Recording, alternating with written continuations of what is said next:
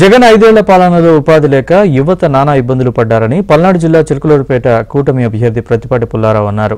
Chilakaluripet TDP కార్యాలయంలో NRI TDP విభాగం ప్రతినిధులతో ఆయన సమావేశం నిర్వహించారు. ఎన్ఆర్ఐ టీడీపీ విభాగం అధ్యక్షుడు వేమూరి రవి ఆధ్వర్యంలో ఎన్ఆర్ఐలు టీడీపీకి మద్దతు తెలిపారు.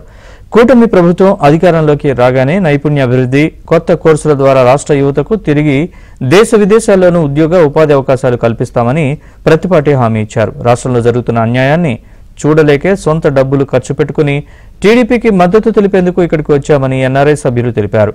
ప్రతిపాటిని భారీ మెజారిటీతో గెలిపించుకుంటామని వారు స్పష్టం చేశారు.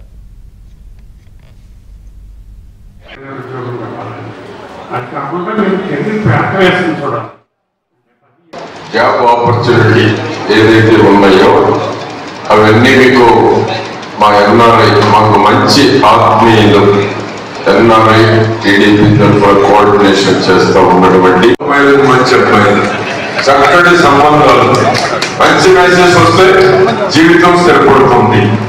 ఆ విధంగా జాబ్ లేకపోతే జగన్మోహన్ రెడ్డి పుణ్యమని జాబ్ లేదు.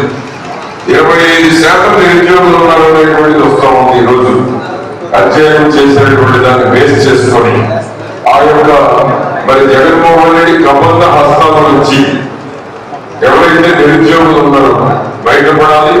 జగన్మోహన్ రెడ్డి మోసం చేశాడు, పాదయాత్ర చేసి జాబ్ మేడా అన్నాడు, డిఎస్సీ అన్నాడు, 3000 నిరుద్యోగ వృద్ధి అన్నాడు. అన్నింటి విధాలుగా మోసం చేశాడు యువతని, నిరుద్యోగుల్ని. ఈరోజు అందుకని మన చంద్రబాబు నాయుడు గారు, పవన్ కళ్యాణ్ గారు కలిసి ఫస్ట్ డిఎస్సీ సంతకం, సెకండ్ దొంగ పనులు చేసే దొంగోడు క్రియేట్ చేయడానికి టైటిలింగ్ యాక్ట్ సెకండ్ సిగ్నేచర్ అని స్పష్టంగా చెప్పారు. ఈ చిలుకలూరుపేటలో ఉన్న మా కోఆర్డినేటర్స్ కూడా చెప్తున్నారు.